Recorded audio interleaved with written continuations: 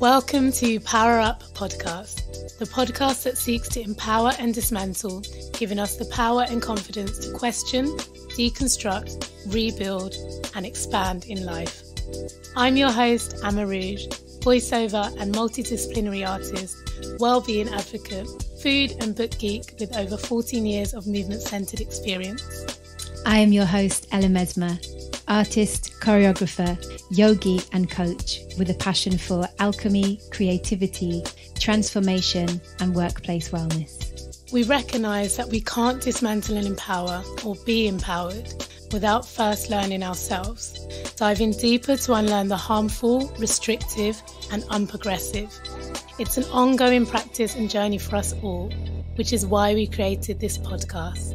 Our show features guests doing the work to enlighten, deconstruct and power up in their own magical ways. We're going to be having conversations around the power of healing, transformation, well-being and creativity, and how they feed our personal and collective evolution, how they help us power up. Oh, we're recording. Sorry. I think you definitely should keep that in. Me too. Hello, everyone. So today we are here graced with the pleasure of the wonderful Iris de Brito. Hey. Hello. Hey, Iris. We're so excited. Yes, I am too.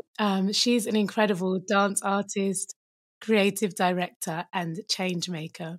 Iris trained at the Conservatory for Music and Dance in Lisbon and at the London Studio Centre. Iris also worked on an apprenticeship programme with the late William Luther. She has performed with Badejo Arts and Kokuma Dance Company, amongst others. Iris was a co-choreographer for Strictly Dance Fever with Graham Norton, a dancer at Evita, the film with Madonna, the MOBO Awards with Jay-Z, and worked with artists such as Cher, Enrique Iglesias, and Robbie Williams.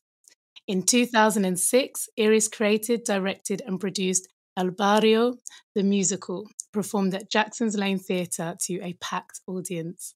Since then, she's been a steady advocate of Afro-Latin dance styles in the global festival circuit, created her own adult dance academy, Batuk Dance Academy, and in the last 10 years, organised and programmed Batuk, a yearly international dance festival with receipt of Arts Council support. In 2017 and 2018, Iris was recipient of One Dance UK Trailblazer Fellowship Award and Lisa Allman's Travelling Scholarship, which allowed her to travel to Angola and create a documentary on local artistic development and opportunities. In 2018, she presented her solo work in progress, Uprooted, as part of her fellowship and research. Iris is currently studying for her MA in Dance Pedagogy and creating collaborative projects with different artists. Welcome to the show, Iris. Thank you. Wow, what an outstanding intro. I love it. Can I just hire you to introduce me? Introduce me everywhere. I'm always forgetting what I did. This is you. That's your magic, Iris. That's what you did. That is my magic. Oh, God. Thank you for reminding me of that. Yes. That's the magic, yes. So the first time I ever saw Iris was, I think that was 2004, maybe. And it was in a salsa congress, the one down south. I can't remember what that one is called, in like Bournemouth or somewhere. Yeah. It was Paul's. I think that was one of his last ones, I think. So it was Salsa UK 2004. I was pretty new to salsa, completely in love with the dance and just like, in my element being at these festivals. Actually, we were invited to perform and it was like just this whole new, incredible, delicious world. And then this one night I was out dancing and I saw this woman dancing and she was like, something that really bugged me on the salsa scene was that moment when the man goes, and now the lady needs to do their shine. So for the listener who is not familiar with the word shine in the context of salsa, a shine will happen as the couple are dancing and the leader will strike a strong pose and then the follower is supposed to show off what they've got, dance this amazing dance. And I've always felt really uncomfortable with it. Like, why do I have to do it when you tell me? Why can't I do it when I decide? And so this moment back in 2004 this guy does this to Iris, and Iris, it just reminded me of like a breaking battle, but with a shine. Like you just took him out.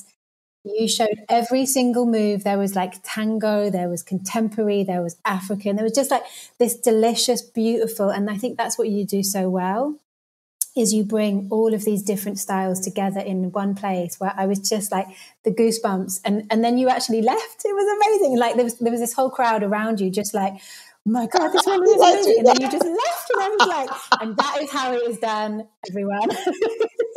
And literally from then on, I was like, that's my hero right there. I want to be Iris de Brito. So. That's incredible. The thing is, I think, like you also have that breaking background. I mean, I did break dancing when I was on my 12s and 13s, and entered competitions and all that craziness, And yeah, I get the battle stuff, the battle spirit, improvisation. I get all that, but it's true that in salsa, there's a component to it that makes it very odd at times, because it's very lead based, it's true.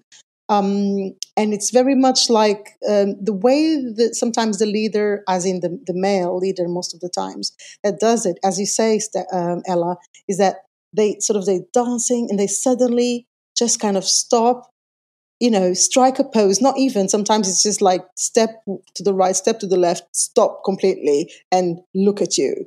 So the conversation, it becomes not actually a movement conversation, but more of a, okay, if I have to do a paragraph, I will, just so you can say your say. That's how it feels. And I think that's how you felt when you observed it.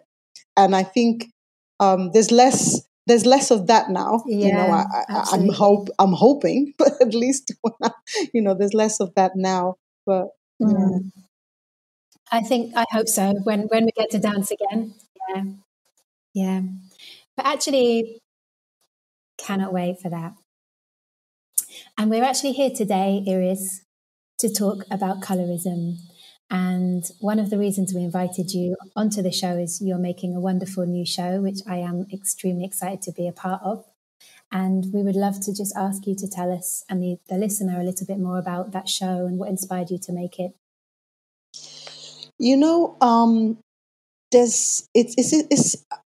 It's interesting. I never really thought about making it until, I suppose, like many people, were inspired in a different way by what happened to George Floyd. But I mean, or George Floyd there's many George Floyds, of course, as we know historically. But yes, it was a sort of something that happened, can make everybody awake yet again. Every 20 years, there's a George Floyd that makes everybody awake. And I was, part of, as a project coordinator for a project in London with diverse artists and stuff that were sort of saying, okay, let's make a big letter to the Arts Council. Let's, look for representativity in the sector. And I think this is truly important. But I think of all the Zooms I participated, I'm afraid to say that the conversation never really touched on this side of things, on the colorism. And I also went on a little bit of an inner journey to understand what was that about, because I'm mixed race as well. And I wanted to understand, okay, what does that mean to me then as well? Why are the voices of those that are mixed race not represented in this conversation after George Floyd? Doesn't mean that the voices of Black people would be squashed, but it's just that I've never hear it. Whether it's George Floyd or whether it's something else, I just don't hear the voices of mixed race people. It's like this very odd space between black and white is never discussed, and is either avoided, not discussed, or sort of really. To know people are scared to talk about it. There's a lot of complexities about it. Of course there are, but like anything, I fully believe that for things to become better, need to be discussed. They need to be confronted. That space needs to be looked at so it can heal either way. And I just felt that this was not represented at all.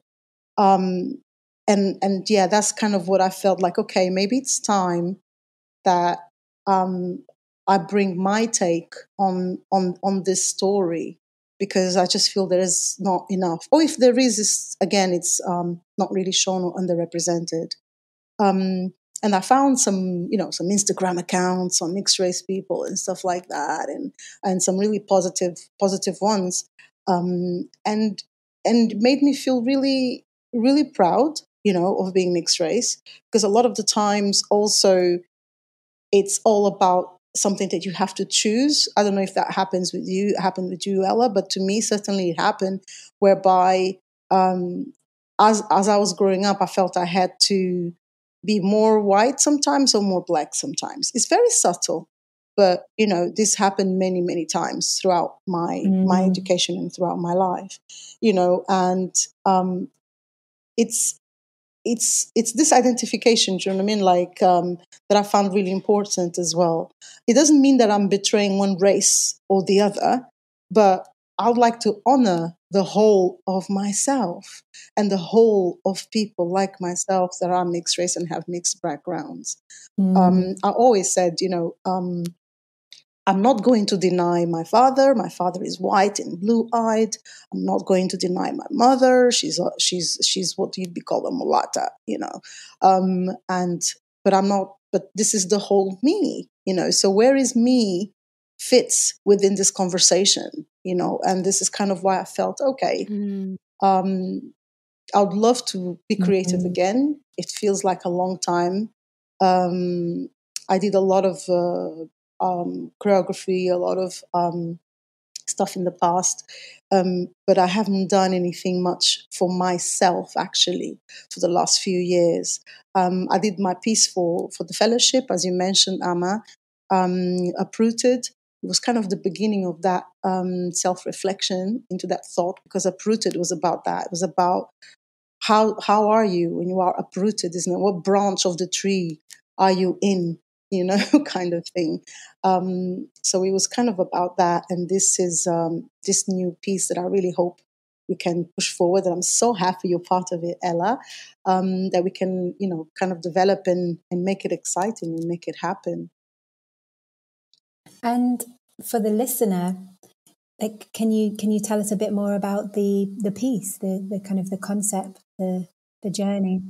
So the piece, I mean, it doesn't even have a name at the moment. It has a working name. I've called it Skin for now, and it's three women, and I choose it to be women because it's again another intersectionality, isn't it, of being black and being a woman. That's yet another layer of the complexity that we live in.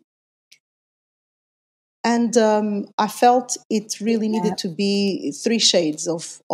It's almost like it's the same woman, but and the first one is a very dark skinned woman. We're working with a dancer called Andrea Stewart. She's amazing mover. She has an amazing podcast. She's been interviewing people and actually providing material. Providing material to look at, and which I used even for my MA, because there's so little out there to kind of really hear the voices of these trailblazers in the salsa and Afro Latin industry. So there's Andrea, there's myself, and there's yourself, Ella, and we're using a poem by called Negra, by Victoria Santa Cruz, she was an activist, South American activist. It's very poignant. And then we kind of started also doing voices and exploring, we've been sort of meeting on Zoom, fairly regularly. And we started exploring sort of these names, that, if you mixed race, you are called, even today. I mean, over 20 years ago when I arrived in the UK, I was called half caste. And I was so naive. I was like, I had no idea what that was. So I was like, what? I'm not half anything. What do you mean? I just knew it was something wrong.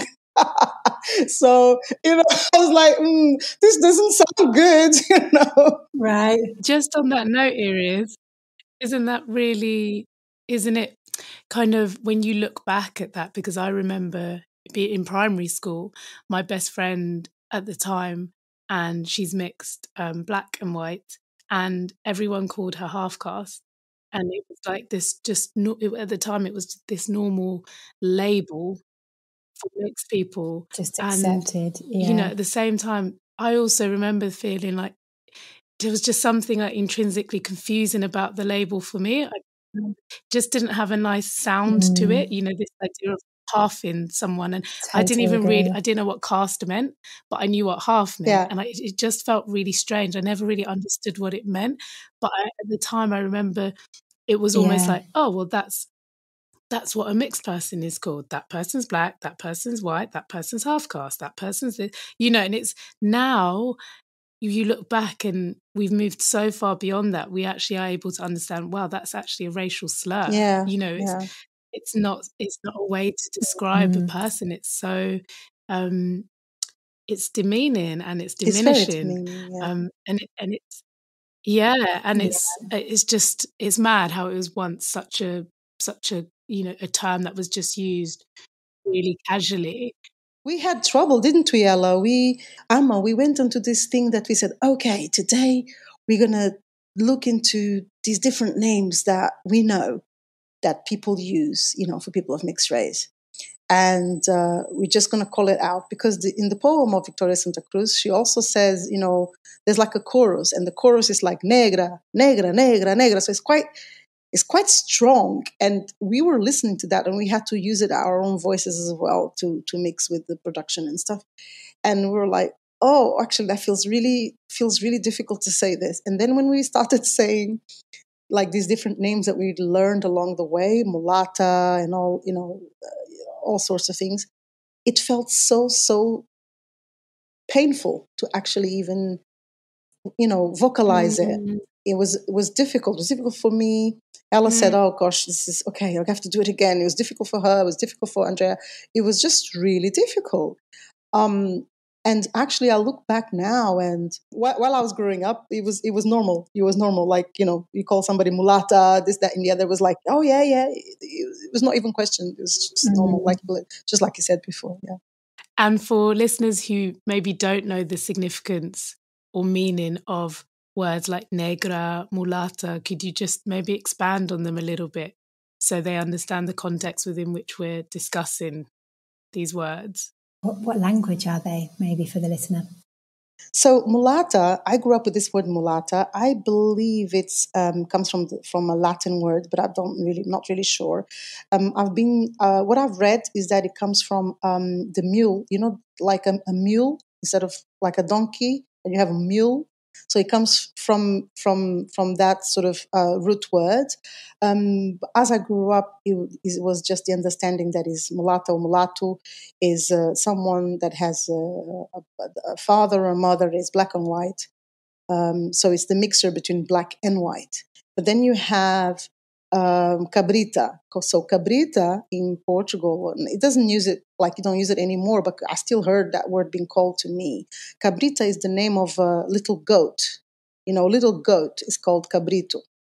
And wow. And I was still called that when I was young. And that means basically someone that is, I don't know, what you'd call in England like a quarter black or something like that, And then when I went to Martinique, they had lots of other ones. So there's loads. I think Ella wants to tell hers as well. No, I was just going to say that would be me. I first heard or was called quarter caste when I moved from Kent, where I grew up, to Bristol.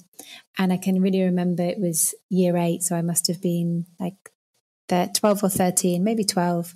And I was getting changed for gym.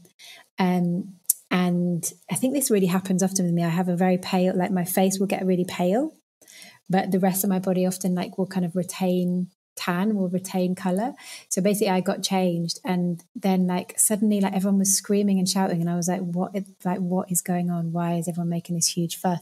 And there was like people would get really hype in my school, but there was people running around outside telling other people, and I was just like, what is going on? And basically they kept on saying, you're quarter caste. I was like, I don't know what this word means. I literally was like, what? And I can really remember this one particular person kind of like talking to me like I was really stupid. She just kept on repeating it and repeating it and repeating it. And then eventually explained it like, your mom is this and your dad. And I was like, oh, right. Okay. Yeah. I'm mixed. Yeah. And, yeah, it just being like this really funny thing. And then this whole new, I mean, Bristol can be quite a complex place, but then it meaning this whole new thing about my identity for other people of like who I should be hanging around with and what my identity was based on the fact that I was mixed. But yeah, no, yeah. And Martinique, I remember hearing Tishabin a lot. Shabin, yeah.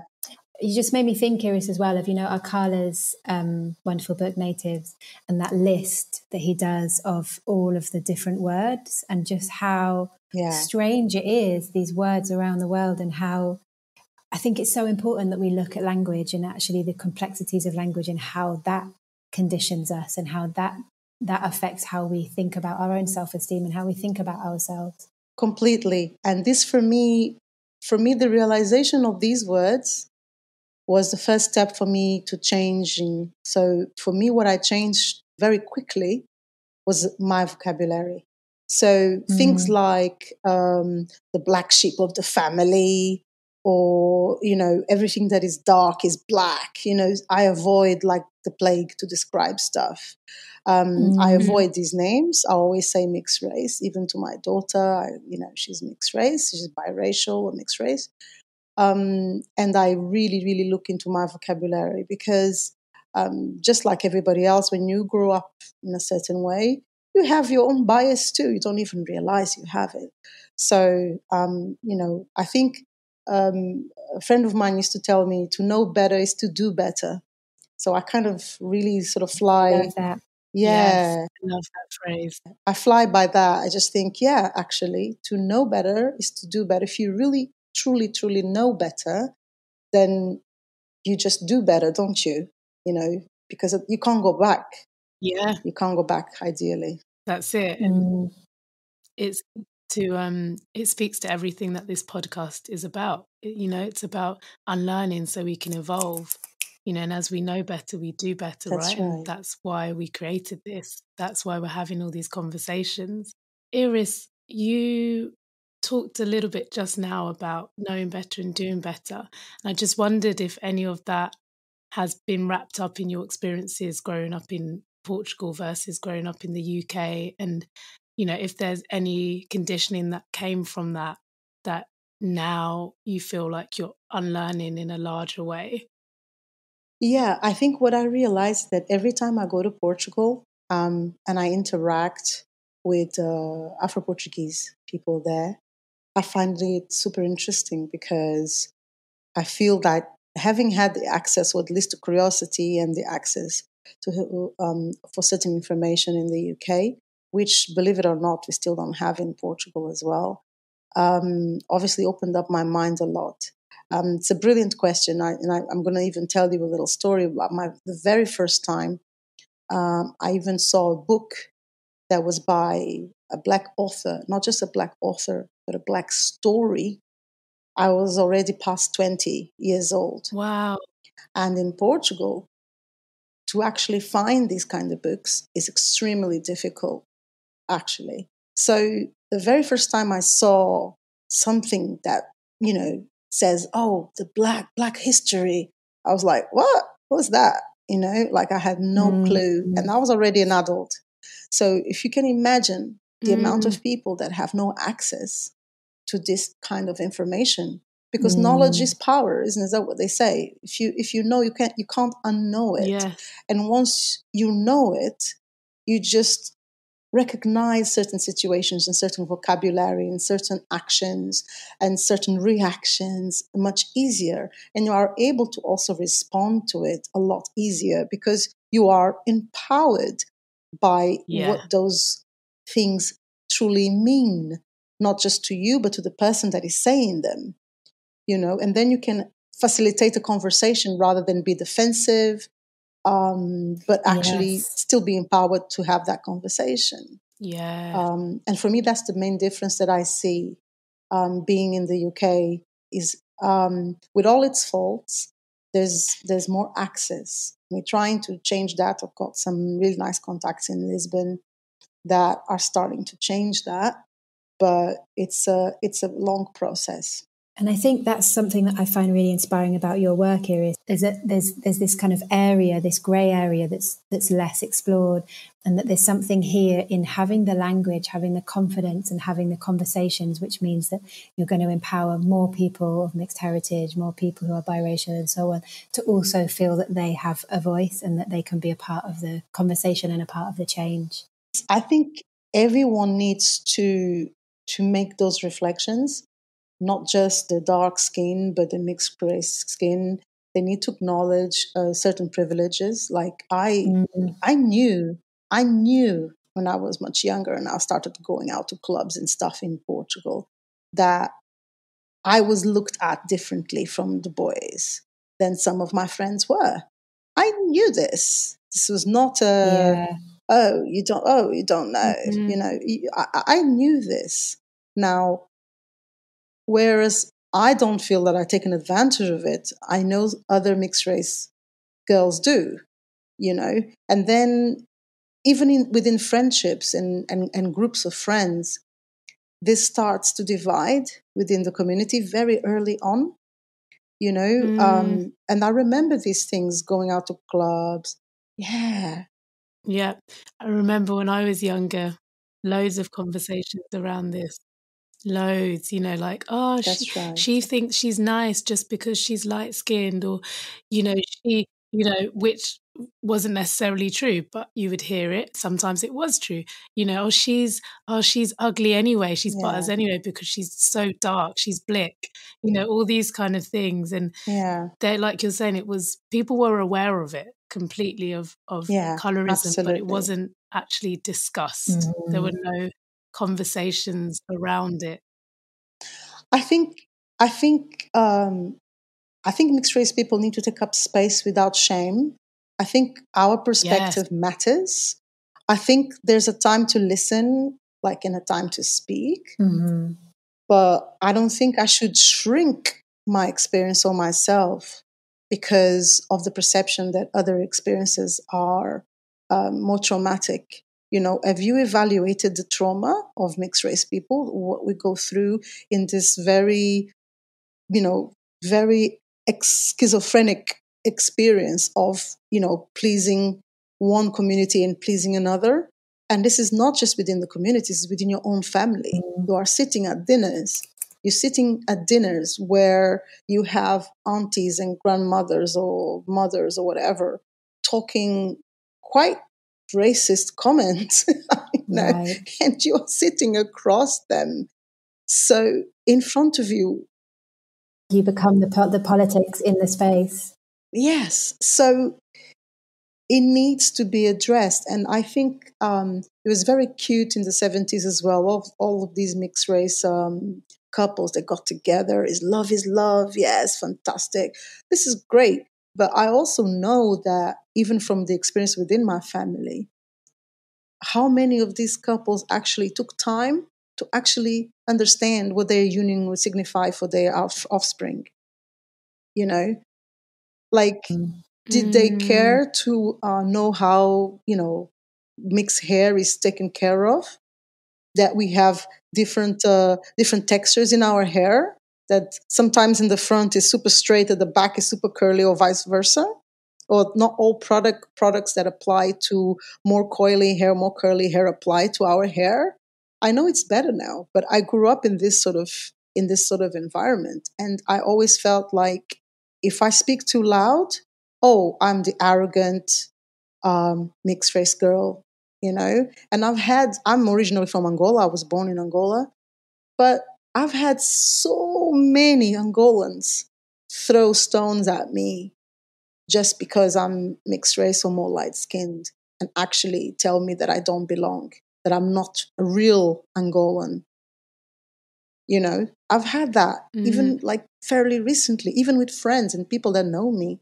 Oh, I thought you were really arrogant because, just because you're light skinned, you think, it's impregnated, unfortunately, in our core. And just as we need to deconstruct the whole of racism and, the colonization project did to people and to generations, this is part of it. This is an aspect of it that also cannot be ignored, I feel. Absolutely. Wow. Iris, when are you writing your book? Oh my God. I think we need that. I think we need, we really need to work on our legacy, because unfortunately, every 20 years, the funding either disappears, or something else happens, or companies that have been developing for 10 years, they cut funding, so they don't have, there's no legacy to follow up from that, from students. So I feel that, yeah, it needs to be led by us and for us as well. And I think, yeah, mixed race people have a part in it too. And for me, it just is sometimes it unnerves me a little bit, because it very quickly, people, when they talk about Black leaders who are clearly mixed, they call them Black because they big leaders and names in the Black history. And also with that, there is the context of the history of Africans being taken to those countries. Because, for example, with America, anyone, what is the one drop rule, isn't it, that they have? Anyone who has any heritage from Africa, they call them Black. So there's also like historical and context of country as well, which informs language, and it's so layered. And I'm not condoning it. I'm just bringing the complexities into the conversation. There's so much to work through. Yeah, I'm hoping that it's a very thorough, complex subject. I'm hoping that with the piece that we can, bring some light into it and engage people into a little bit of thought. And of course, the movement and the sound, and kind of makes people sort of excited, in the poems make them excited to sort of come and see it. It's going to take a bit of time to develop. But yeah, that's where we are. I'm super excited. I'm really looking forward to it. There isn't anything that I can recall that I've experienced like this, in an art form, in this art form. So I'm really, really looking forward to when it's completed, or the first iteration of it is completed, and I get to step into your new piece, which may be called Skin, but maybe not. We'll see. Thank you.